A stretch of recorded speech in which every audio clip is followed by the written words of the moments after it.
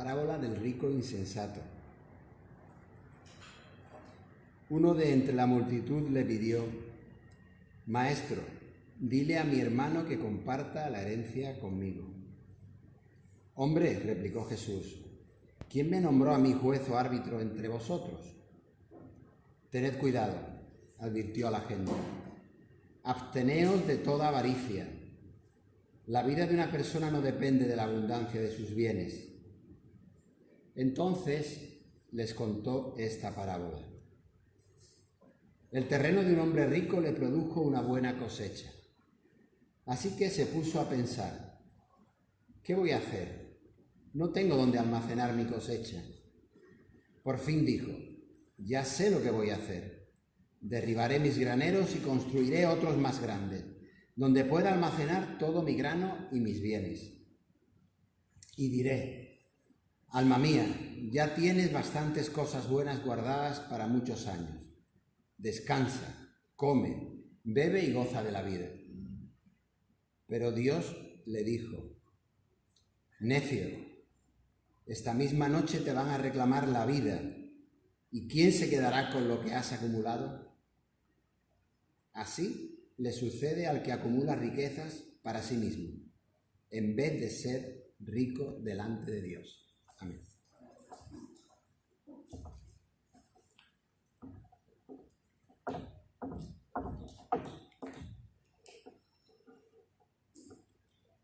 Este texto de Lucas, capítulo 12, que tenemos para hoy, que solo aparece en el Evangelio de Lucas, por eso los estudiosos lo llaman a este tipo de porciones material propio lucano, tiene dos partes que habréis notado que se distinguen muy bien. Los versículos del 13 al 15 presenta ese conflicto, ¿no?, de dos hermanos que discuten por una herencia, cosas que también pasan hoy en día. Y uno de ellos pues se ve que pide ayuda a Jesús.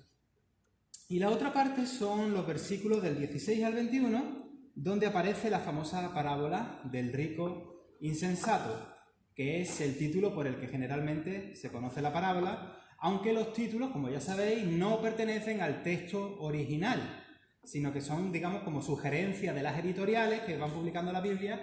Pues si es de una versión, pues lo ponen un título de una manera o se lo ponen de otra, pero generalmente se conoce como la parábola del rico insensato. Y el titulillo, pues mira, aunque no aparece en el texto original, el titulillo que le han dado es interesante. Y es interesante porque nos permite plantear que si se trata de un rico insensato, cabe la posibilidad, por lo menos, ¿no?, de que, evidentemente, pues existan ricos que sí sean sensatos.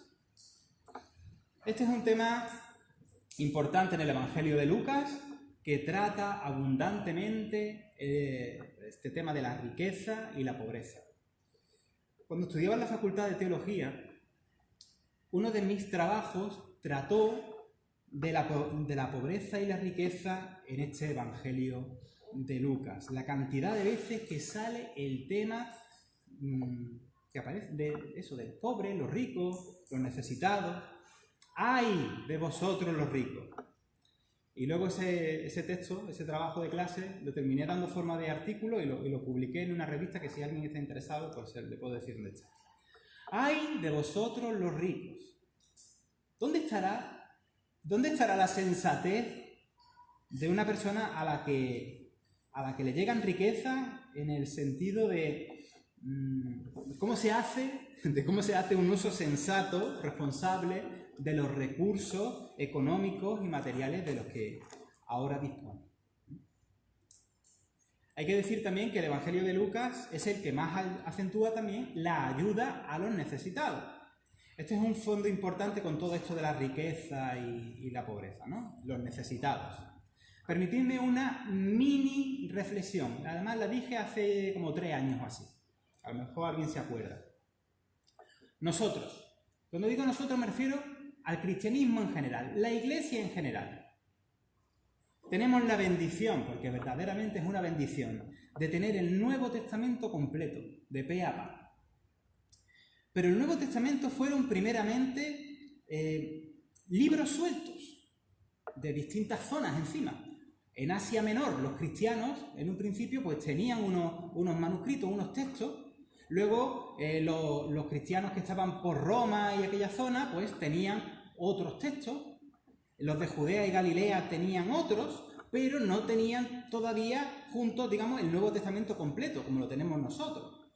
Y luego ya, con el paso del tiempo, pues, con el contacto que había entre unas iglesias y otras, gracias también a las buenas comunicaciones de las calzadas romanas y tal, ¿no? Pues era muy fácil que los manuscritos, las epístolas, los evangelios, pues pudieran ir circulando y cada iglesia podía ir haciéndose una colección de los distintos textos.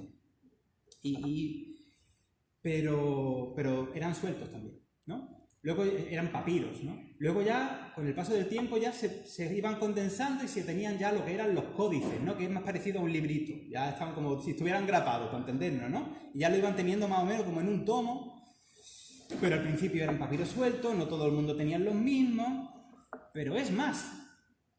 En un principio, incluso la iglesia cristiana, las primeras comunidades, empezaron sin tener los evangelios redactados. Primeros evangelios pueden que sea de los años 70, del siglo I, 80. Las epístolas, algunas sí que son más tempranas, ¿no? Las primeras comunidades solo tenían, pues, la tradición oral, ¿no? De contarse las historias, quizá una colección de dichos de Jesús, que los especialistas llaman el documento Q, y poco más.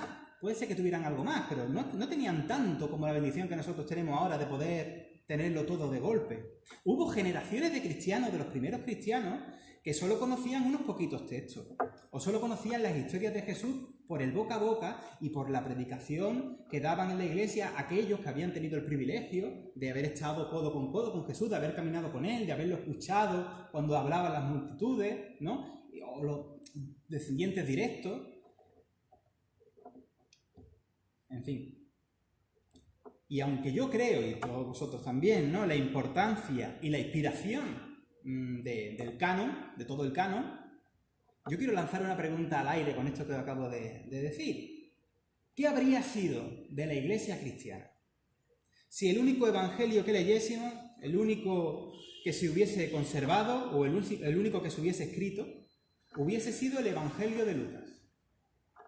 Con esa preocupación hacia los necesitados, con esta importancia que le da a la pobreza y a la riqueza. Que, por cierto, Lucas, ¿por qué le da este énfasis? Porque Lucas pertenece, el hombre que lo redacta, pertenecía a una comunidad en la que había un desequilibrio grande entre la gente que tenía pelas y los que no tenían. Por eso, hace hincapié en estas cuestiones. ¿Qué sería de nosotros y de nuestro estilo de vida cristiano si solo tuviésemos este texto? Es una pregunta al aire, no tenéis que responderme, ¿eh? Respóndete a ti mismo. ¿Cuál sería uno de los énfasis principales de la Iglesia en nuestra práctica de fe? Aunque la Iglesia está preocupada por los pobres, preguntar esto que estoy diciendo no es una tontería. Cuando ves iglesias en Occidente que están ensimismadas en sí mismas en la opulencia. Y para vergüenza nuestra, en nuestro terreno protestante, por así decirlo, nos da vergüenza de que esto ocurra. No todos son así, ni nuestras raíces vienen de eso, ¿no? Tú ves el movimiento metodista, esa preocupación con los pobres, el movimiento también evangélico del Ejército de Salvación, con esa inquietud por los pobres, pero las cosas se distorsionan de vez en cuando, ¿no? Y existe esa tendencia a interpretar espiritualmente digo entre comillas, no legítimamente en lo que es la espiritualidad cristiana, sino entre comillas espiritualmente de cascarilla. Textos bíblicos que tratan de la pobreza real, de la pobreza material de las personas, así como también de la riqueza, que son temas que nos incumben para la vida y se plantean pues como si fuese una cosa espiritualoide, en sentido abstracto, sí, la pobreza, la riqueza, pero no sé, luego intentaré explicarme un poco mejor. En las bienaventuranzas de Lucas se dice bienaventurados los pobres, así pelado, bienaventurados los pobres. Pero en las bienaventuranzas del Evangelio de Mateo aparece, dicen los pobres en espíritu. Ya hablaremos de eso en otro momento. Pero como aparece en Mateo, los pobres en espíritu, eso ha dado pie a que mucha gente en Occidente, en el mundo acomodado, se tome todo lo que tiene que ver con la pobreza de la Biblia como si fuese una especie de humildad espiritual. Pero no es así. Ya os digo, ya hablaremos de esto en otra ocasión. En el texto de hoy, tanto la discusión de los dos hermanos por la herencia como la narración del rico insensato tienen la intención de posicionarnos en el tema del dinero y las pertenencias materiales, ¿no? En lo que es nuestro discipulado, en el seguimiento a Jesús. La Biblia contiene 2.350 versículos o veces relacionados con el tema del dinero y las posesiones. Casi nada. ¿Será un tema importante o no será?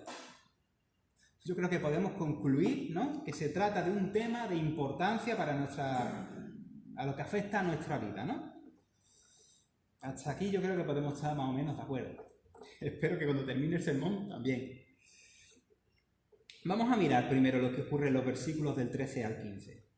Hay un hombre allí, entre la multitud, hay un hombre, de los que están escuchando a Jesús. Y se le acerca a Jesús en un momento y le dice: Maestro, dile a mi hermano que parta la herencia que nos pertenece, ¿no? Este hombre quiere que Jesús actúe como mediador en un conflicto, ¿no? Para que se reparta esa herencia de una forma, según entiende él, ¿no?, como justa y equitativa. Lo normal en aquel tiempo es que si había un problema de este tipo, que además que más que un problema hay que decir que era lo típico, es que el hermano menor se haya quedado perdiendo en la herencia, porque los hermanos, según el grado o sea, el hermano mayor, por así decirlo, tenía más derechos en la herencia que el hermano menor, por cuestiones culturales.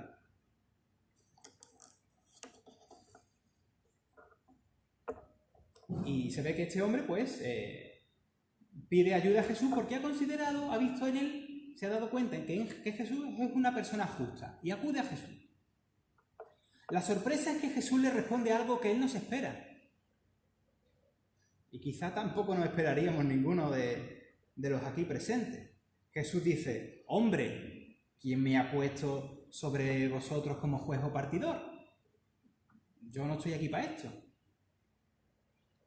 Y en vez de responderle más directamente, aprovecha esta oportunidad para enseñar a la multitud que está ahí presente sobre el tema del dinero, la riqueza, incluso, si estiramos más, el propósito de la vida. Lleva el tema a otro nivel. Podríamos pensar que Jesús como que sale por petenera, pero toca probablemente uno de los puntos que más anidan en el corazón del ser humano. Yo siempre me he imaginado, desde que era chico, siempre me he imaginado este pasaje como que esta persona que pide a Jesús que medie, ¿no?, en ese conflicto para la herencia, pues está allí, pero sin su hermano. Es decir, como diciendo: Jesús, vente conmigo, vamos a ir a casa de mi hermano y vamos a ir a hablar con él, ¿no? Así es como me lo he imaginado toda la vida. Pero como la petición es: dile a mi hermano que comparta conmigo la herencia, lo más inmediato de pensar es que el hermano está allí también, entre esa multitud, escuchando. Y que esta es una buena oportunidad para que Jesús hable a mi hermano y diré que, ¿no? Es una suposición lo que estoy haciendo, es una suposición. Digo que es una suposición, pero tendría mucho sentido con la respuesta que da Jesús si son precisamente los dos hermanos quienes la oyen. Porque la enseñanza sirve tanto para uno como para el otro, en las dos posiciones.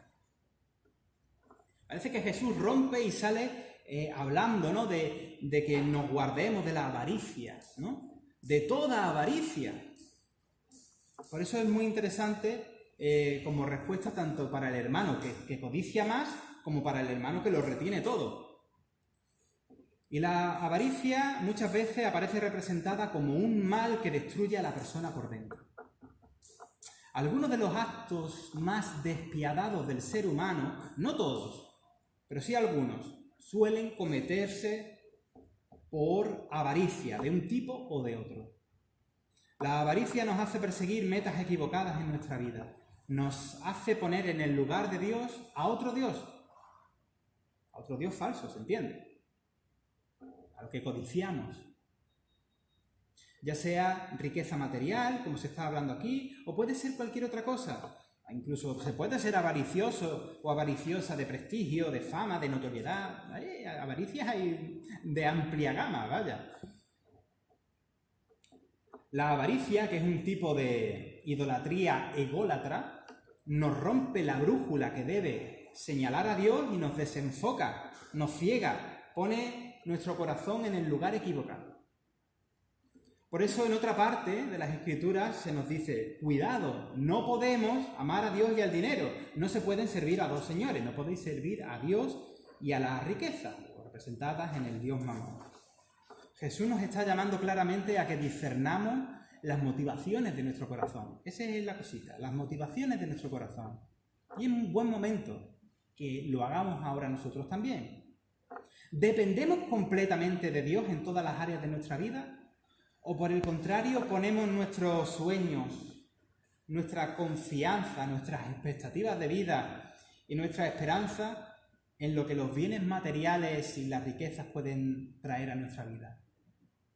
Esa es la cuestión. Yo sé que, por ejemplo, aquí que hay hermanos de distintos países, en Latinoamérica es común que, o se ve mal, se ve como pecado, que un cristiano, corregidme si me equivoco, ¿no? Pero el comprar lotería, ¿no?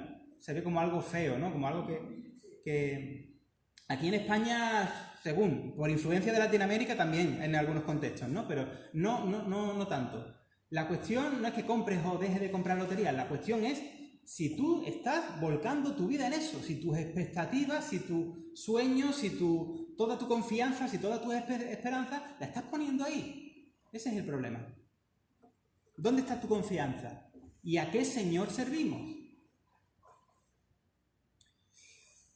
Otra cuestión para los cristianos, que lo estaba diciendo antes, los occidentales, que vivimos en comodidad, un poquito más, un poquito menos, pero si te pones a comparar, pues, los hermanos que viven en África, vivimos en cierta comodidad. Y aunque aquí somos básicamente de clase media o clase media baja, algunos baja, bueno, cuestión es si acaso nos afanamos tanto en las labores diarias para pagar las cuentas y llevar dinero al banco, o si desarrollamos, como suele pasar, nuestra actividad laboral como de ese estilo de vida competitivo, como tanto ocurre en Estados Unidos, que no es que tú hagas tu carrera y ya está, es que tú estás haciendo tu carrera en competición con otras personas, con esa, no sé, qué agonía, se ve en muchas películas, ¿no? Sobre todo los que trabajan en la bolsa o en grandes empresas, hacen carrera como a la... no sé. No sé si estamos en ese sistema que nos olvidamos que lo más importante es, dentro de la tónica espiritual, de estar anclados al Señor, de poder compartir con los demás también. Es decir, no solo mirar por tu propio crecimiento y subsistencia, y menos aún en competición con otras personas, sino tu capacidad fraternal de darte, como Jesús que se dio a sí mismo, pues de darte tú también a los demás para que tu hermana o tu hermano pues pueda también salir adelante.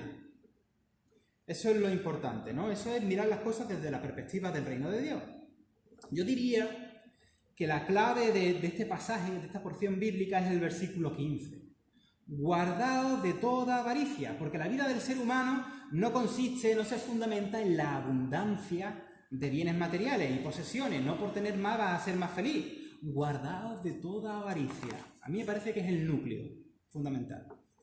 Bruce Malina, que es un experto en antropología social y cultural de los tiempos bíblicos, del Nuevo Testamento en concreto, dice que la conducta social en aquel tiempo estaba condicionada por la creencia que tenía la gente del pueblo, ¿no? Así popularmente, la creencia de que las cosas, de que los recursos naturales o las tierras mismas existían de una manera escasa y limitada, y que si alguien tenía más es porque otro tenía menos, y suponía una cuestión de injusticia en la que más o menos incluso la persona que tenía poco se conformaba con lo que tenía, no vaya a ser que si cogía más le pertenecía a otra persona, ¿no? En esa culturilla se se vivía, se respiraba, ¿no? Ellos pensaban que si tú querías crecer económicamente era eso, a costa de quitarle la parte que le corresponde a otra persona. Ese era el planteamiento que tenía. Yo sé que eso se puede incluso comparar con perspectivas políticas contemporáneas, pero yo creo que hay que tener cuidado de no hacer anacronismos, lecturas anacrónicas de estas cosas.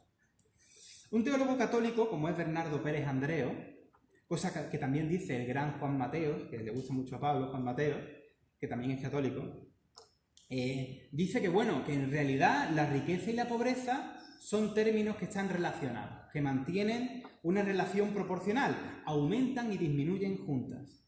Cuando aumenta la de uno es porque mengua la de otro y viceversa. Es un análisis contemporáneo, pero muy parecido en el razonamiento a lo que se pensaba en aquel tiempo. No voy a entrar en cómo se aplica esto, ni voy a entrar en discusiones políticas, porque esto puede tener varias lecturas, digamos, que da pie a varias posiciones, y a mí del púlpito no me gusta usar el púlpito para encauzar a nadie políticamente, cada uno tiene que tener su propia ideología, pero el hecho de que la producción de aquellas cosas digamos, las que no son sostenibles es limitada, pues es evidente, y además incluso hace un rato hemos estado orando por eso. Sabemos, por ejemplo, que el petróleo no va a durar para siempre. La confesión de fe de Acra, que es una confesión de fe reciente, no de muchos años, de la Comunión Mundial de Iglesias Reformadas, está relacionada, es una confesión de fe relacionada con el tema del medio ambiente, el ecosistema, lo que es la mayordomía cristiana de la creación, pues nos recuerda, tiene su énfasis, es interesante para leerla. Sencillamente, a los que trabajan, por ejemplo, en la industria de la madera, como el yerno de Carmen, pues le interesa que siempre haya recursos para poder seguir trabajando, que siempre haya árboles, en definitiva, para poder seguir efectuando pues, su trabajo, que sea sostenible, ¿no? Para que su negocio salga adelante por todos los años, y si es posible que sus hijos hereden el tema, pues también, ¿no? Que a la vez que se tala, pues se pueda sembrar árboles y que la cosa sea sostenible y se pueda seguir haciendo, ¿no? O, por ejemplo, los pescadores de aquí de Málaga, pues les interesa respetar y mantener las temporadas de los distintos peces que se van pescando, ¿no? Para que de tiempo de un año a otro regenerarse y respetar los ciclos y todo esto, ¿no? Para que siga habiendo peces, para que se pueda seguir pescando y mantener negocios, en fin. Por otro lado, pues vemos que, volviendo al tema de la tala de árboles, pues por la demanda de madera o papel o lo que sea, ¿no? O simplemente por la extensión de cultivos en otro lado, ha forzado que incluso se talen lugares que tenían que ser respetados, algunas zonas del Amazonas, a veces legalmente, otras veces ilegalmente. También con la industria de los minerales se ha ido pues, incluso metiéndole fuego a extensiones del Amazonas para poder hacer estas operaciones de sacar minerales. Y esto, pues, hombre, da pie a que nos preocupemos, ¿no? Cuando se hacen aquí también incendios intencionados en zonas que son forestales para que después ese terreno se utilice para cultivos o para edificaciones, pues mira, te vas dando cuenta de que nos estamos pasando, ¿no? El ser humano está actuando con el planeta como si fuésemos unos cuantos gusanos dentro de una manzana que termina por hacerla polvo. Y eso también es lo que estaba recordando de... ¿Cómo era? El viernes que era el Día Mundial de Autosostenimiento, ¿era? Tenía otro nombre, algo así, ¿no? Pues, además es importante porque hace ya como 4 años o así que cruzamos la línea de consumir más de lo que el planeta produce para que sea sostenible. Por decirlo de un modo más claro, estamos usando lo que le corresponde a nuestros nietos, lo que le corresponde a los niños. El viernes en la televisión comentaban eso, cómo la humanidad ha entrado en esa fase de números rojos respecto a lo que le debemos al ecosistema y lo que le debemos a las generaciones futuras en determinadas cosas, ¿no? O sea, es para preocuparse. Aunque nosotros no somos ricos en dinero, en gozo sí que somos, pero aunque nosotros no somos ricos en dinero, todos estamos dentro del juego del consumismo. A veces compramos cosas que no son necesarias y vamos tomando recursos de la naturaleza sin ton ni son. Quizá nuestro ídolo podamos descansar en que nuestro ídolo no sean las riquezas de un modo explícito. Pero el consumo irresponsable nos hace ir por un sendero que no encaja con la voluntad de Dios y no encaja con esa exigencia que tenemos que ser mayordomos, administradores de la creación, como aparece en Génesis. Y existe una esclavitud con sueldos miserables y jornadas de trabajo interminables en países como China, donde se fabrican un montón de cosas para que luego aquí podamos llevar ropa barata o usar utensilios y tonterías plasticosas que ni nos hacen falta. Y obviamente la gente de esos países tienen que vender, ¿no?, para comer ellos también, para vivir. Y aquí en Occidente la gente de poco poder adquisitivo pues tiene que comprar esas cosas que vienen a precio barato para poder vestir y para poder vivir. Así que la cosa se va retroalimentando. Parece que no se puede escapar de esto, ¿no?, desde la necesidad de unos y de otros. Y bueno, y las falsas necesidades que nos crea a nosotros la publicidad. Todo es muy complejo, todo es difícil. ¿Quién escapa de esto? Porque no es solamente las marcas blancas o las marcas baratas que compran, es que las marcas buenas también hacen lo mismo. ¿Cómo escapamos de esto? El espíritu de este mundo nos lleva a consumir. La publicidad nos incita a comprar cosas que no nos hacen falta. Nos engañan con falsas necesidades. Necesidades que no lo son, que no son necesidades. Nos engañan y lo consiguen. Ahí los publicistas hacen un trabajo que no veas.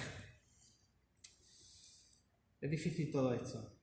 Pero el Evangelio tiene mucho que decir para todas estas cosas. Lo que pasa es que nuestra avaricia y nuestro egoísmo lo silencia muchas veces. En la parábola que Jesús pone aquí, habla de los muchos bienes que el rico acapara para sí. Los almacena y no comparte. El rico ha producido tanto con sus cosechas que necesita incluso nuevos graneros para acumular, para relajarse y darse la buena vida. No lo va a gastar ni aunque se muera. Va a comer ahí hasta sus descendencias, ¿no? Y con esta parábola Jesús hace una versión de una breve enseñanza que ya era conocida en aquel tiempo, que aparece incluso en un libro famoso de aquellos años, de aquel siglo, pero que no aparece en la Biblia. No sé si lo sabéis. Me refiero a los versículos del 8 al 10 del capítulo 97 del libro de Enoc. El libro de Enoc no está en la Biblia. Jesús toma esa enseñanza que la gente conocía, porque ya os digo, Enoc era un libro no canónico, pero que estaba de moda. Coge esa enseñanza que está ahí y te la presenta todavía mejor, como más didáctica, como más clara con la parábola. Y nos sirve todavía. Esa enseñanza nos sirve. Las personas del mundo actual tenemos cosas por tener. Que cuando encima lo comparas con la necesidad, ¿no? Si lo piensas fríamente con lo que están viviendo otras personas, lo piensas fríamente y dices, esto es siniestro. A lo mejor suena un poco exagerado, pero cada uno de nosotros, a la luz de la parábola, tenemos que replantearnos ciertas cosas. El hombre de la parábola, que termina viviendo una vida aislada y vacía, pero llena de posesiones, ¿no?, sin reconocer que su vida se sostiene en Dios, estaba tan preocupado por mantener la riqueza que se olvidó del propósito de la vida, o de ver la vida con otros ojos, digámoslo así. Hemos dicho que a este hombre le conocemos como el rico insensato. A los cristianos occidentales, digo tanto occidentales porque es lo que me preocupa, porque somos nosotros, que más o menos vivimos bien. Nos hace falta poner más nuestra confianza en Dios, más que en nuestros trabajos, más que en nuestra cuenta bancaria. Tenemos que descubrir qué es eso de Yahvé Jireh. El Señor proveerá, como aparece en Génesis 22:14. El Señor proveerá. Vivimos tan cómodamente los occidentales que hasta, incluso dentro de lo que cabe, el peor de nosotros, el que lo está pasando un poquito más regular, vive en comparación con otro. que hasta que parece que no padecemos situaciones como desempleo o dificultades económicas, no nos acordamos que dependemos de Dios. Hasta que no tenemos una racha mala, parece que no nos acordamos de esa dependencia. ¿Cuál es mi actitud con el dinero? ¿Cuál es mi actitud si gano algo más de dinero de la cuenta? ¿Cuál es mi actitud con mis posesiones? Sobre todo si son más, ¿no? No si estás viviendo al día, si estás viviendo ya sobradamente. Porque la actitud da que pensar respecto a lo que Jesús plantea en esa otra parte de la idolatría al dios dinero, al dios mamón, ¿no? Y el consumismo desorbitado, digo, que va en el mismo pack.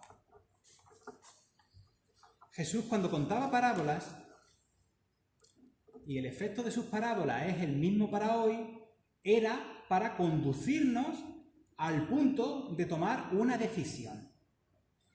En este caso, la decisión es qué vamos a hacer respecto a la administración de nuestros bienes. ¿Estamos siendo egoístas? Examínate a ti mismo, a ti misma. ¿Somos egoístas? ¿Nos cuesta compartir? ¿Nos domina la avaricia? Si tenemos suficiente y queremos más, y queremos más, y queremos más, y queremos más, ¿somos capaces de regalar sin esperar que nos den nada a cambio? ¿Podemos favorecer con lo que tenemos a una especie de justicia o equilibrio que ayude a los que menos tienen? ¿En qué punto de la balanza de estas cosas estamos cada uno de nosotros situados? Por favor, no me lo emborronéis con un discurso político, aunque esto tiene implicaciones políticas, ¿no? Y cuando se sirve de ayuda a otros, también es importante bajarse, ¿no? Digamos, de creerse estar en un plano superior a la persona que se está ayudando. Eso no puede ser así. La ayuda se tiene que hacer horizontalmente, fraternalmente, sabiendo que un día puede ser al revés y que la persona ayudada acabe siendo tú. Así que hay que quitar esas actitudes de estar por encima de la persona a la que se está ayudando. Vuelvo a ese tema político que es muy delicado, súper delicado. Pero tenemos que autopreguntarnos. ¿Mi compromiso político mira por mí mismo o mira también por mi prójimo? Sin ser partidistas, teniendo claro nosotros que el reinado de Dios no acontece a través de ideologías políticas de ningún tipo. Teniendo claro que ni siquiera nuestro partido favorito va a traer el reino de Dios aquí. Pero nos toca preguntarnos esto cuando participamos en las elecciones, ¿no? ¿Miro por mí o miro por la sociedad, incluyendo en ella los que son más débiles? Son preguntas que tenemos que hacernos. Mira, hubo un tipo de puritanismo calvinista en Nueva Inglaterra, es decir, en Estados Unidos,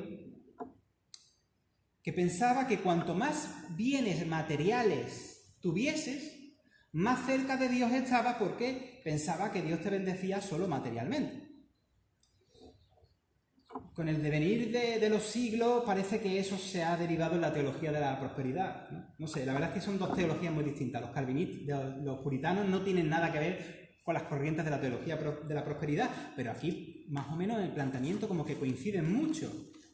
Y eso creció, ese pensamiento creció en las colonias puritanas en Estados Unidos, que amparándose en la fe evangélica, justificaba, sin darse cuenta, pero estaban justificando la avaricia y estaban justificando la desigualdad social, porque claro, desde esa perspectiva, el que tiene menos, o los pobres, o los necesitados, es que no estaban siendo bendecidos por Dios, como si Dios los quisiera así, y eso es una barbaridad. Y es una barbaridad si recurres casi a cualquier página de los evangelios, pero coge cualquier página y mira. Es una aberración, porque es lo contrario de la actitud de Jesús que tenemos en los evangelios, que atiende preferentemente a los necesitados que le llegan, a los pobres, y tú ves, o a los enfermos, pero es que los enfermos en aquel tiempo, por su situación, eran pobres. Es que la situación de desempleo en aquellos tiempos era altísima. Eso no es evangelio. Aunque técnicamente son hermanos nuestros por el sistema, digamos, evangelio. No. Eso no es evangelio. Eso se parece más a la tentación de Satanás en el desierto. De todo esto te daré si postrado me adorares, decía el diablo. Eso no es evangelio. Es lo contrario, es el antirreino. Cuando las personas cristianas estamos en eso, en vez de estar en lo otro, madre mía, qué desenfoque más grande. De verdad. Así que nos toca examinar en lo profundo de nuestro ser nuestras actitudes respecto al dinero y la propiedad. ¿Seremos insensatos o lograremos ser sensatas y sensatos? Según la parábola, ¿no? Si queremos ser sensatos, ¿qué tenemos que hacer? Es la pregunta. ¿Qué tenemos que hacer entonces? Y esto es algo que cada una y cada uno de nosotros tendrá que responderlo según tu propia situación delante del Señor. Pero la respuesta quizá tiene que ver con el compartir desinteresadamente con los demás, con el dar sin recibir nada a cambio, con el ayudar desde lo nuestro a quienes no tienen, apoyar alguna causa justa o cualquier cosa que esté en sintonía con el proyecto del reinado de Dios. Respecto a los famosísimos telepredicadores del Evangelio de la Prosperidad, con textos como este pasaje, con el Evangelio de Lucas entero, tan preocupado por los pobres, ahí se encuentran esos telepredicadores un enorme no a las propuestas que van presentando. No tiene nada que ver. Si el mayor mandamiento, y lo recordaba hace un ratito Carmen, es amar a Dios con todo nuestro corazón, con toda nuestra alma y al prójimo. Si Jesús incluso nos pide que amemos al prójimo como Él mismo nos ama, con ese grado de amor, nuestro dinero no puede atesorarse como un fin en sí mismo. Tenemos que abrirnos desde el amor a ver las cosas con otra perspectiva. Ver la vida con las gafas del reino de Dios. Ver a tu vecino o tu vecina con las gafas del reino de Dios. No sea como en la parábola del rico y Lázaro, que el rico no le daba ni pan al pobrecillo que se sentaba en la puerta de su casa. No lo he leído, pero hay un libro de 1977, ya ha pasado tiempo. Lo digo porque el viernes o el jueves murió su autor, que era Ronald Sider, no sé si estará ese libro en la librería. Se titula Cristianos ricos en la era del hambre, el subtítulo, de la acumulación a la generosidad, es un clásico. Yo creo que estaría guay conseguirlo. Creo que lo publica Kairos, así que me parece que la distribución en España va a ser muy difícil, pues de la Fraternidad Teológica Latinoamericana y eso. No creo que llegue. El título llama mucho la atención. Cristianos ricos, no hace falta que sea rico, pero cristianos ricos en la era del hambre, de la acumulación a la generosidad. No veas. Bueno, la parábola termina con una sentencia interesante, como diciendo al hombre rico que almacena en su granero lo que es incapaz de consumir. A ver, tontorrón, vamos a ver, tontorrón, ¿de qué te sirve todo lo que has guardado si esta noche te mueres? Tienes que ver las cosas con las gafas del reino de Dios. Termino con otra pregunta. ¿Habrá respondido Jesús con esta parábola al hombre que pedía que mediase con su hermano para la herencia? Al que le había pedido, oye, Jesús, dile a mi hermano, ¿le habrá respondido con esta parábola? Y si el hermano estaba presente, ¿le habrá respondido también a él en la parte que le toca? Como yo planteaba casi al principio. O más importante, pregunta definitiva, ¿y a ti? ¿Y a mí?